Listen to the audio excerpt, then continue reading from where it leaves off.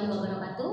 Perkenalkan, nama saya Ayudini dari Prodi PGSD semester 2 dengan nomor NIM 877646408. Di sini saya akan menerangkan tentang peran ontologi, epistemologi, dan aksiologi dalam membentuk dasar-dasar filsafat ilmu.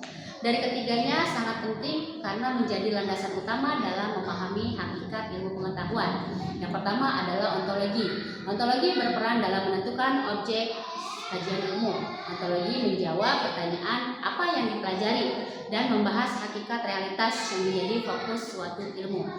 Nah, dengan ontologi ini ilmu memiliki batas yang sangat jelas mengenai objek yang diteliti, baik yang bersifat fisik, sosial maupun abstrak. Intinya, ontologi berperan dalam menentukan objek. Yang pertama, ontologi berperan menentukan suatu objek ilmu.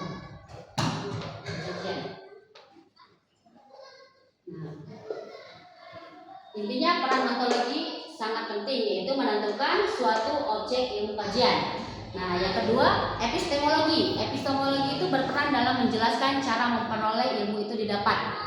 Nah, epistemologi ini menjawab pertanyaan bagaimana sih ilmu pengetahuan ini diperoleh.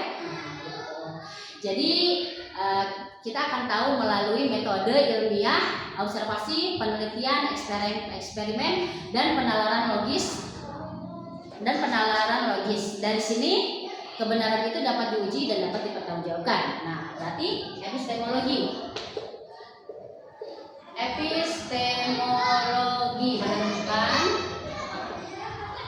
menentukan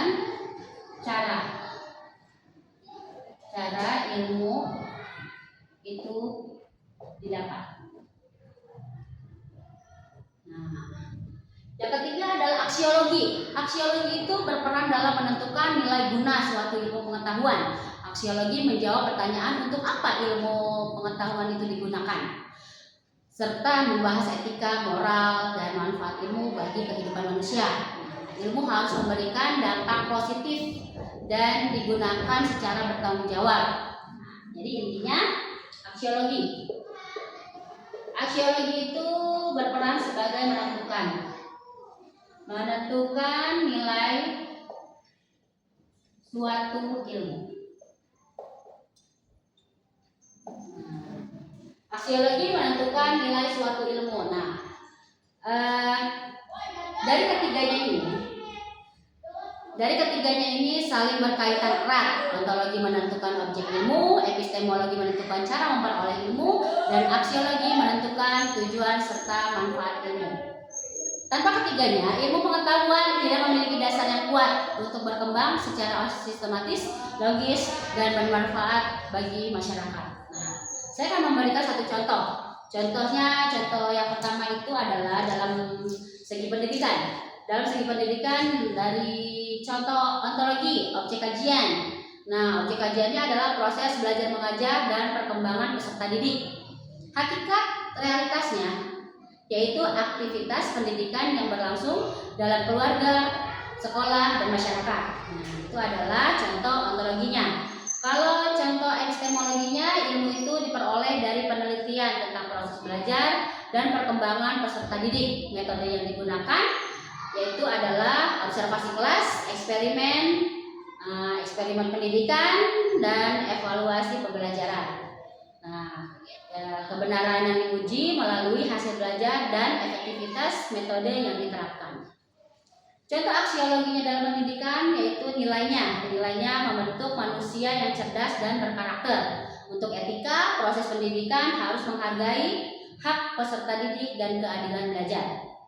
Tujuannya mencerdaskan kehidupan bangsa dan membuat generasi yang berkualitas. Nah, kesimpulannya adalah, jadi tanpa ontologi ilmu tidak memiliki objek, tanpa epistemologi ilmu tidak memiliki cara memperoleh kebenaran, dan tanpa aksiologi ilmu tidak memiliki nilai serta tujuan dalam hidup. Nah, yang tadi saya jelaskan adalah peranan ontologi, epistemologi, dan aksiologi dalam membentuk dasar-dasar ilmu filsafat atau filsafat ilmu.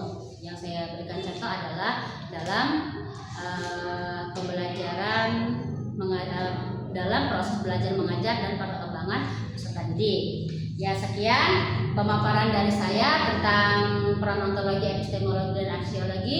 Kurang lebihnya saya mohon maaf. Wabillahi taufiq wal hidayah. Wassalamualaikum warahmatullahi wabarakatuh. Terima kasih.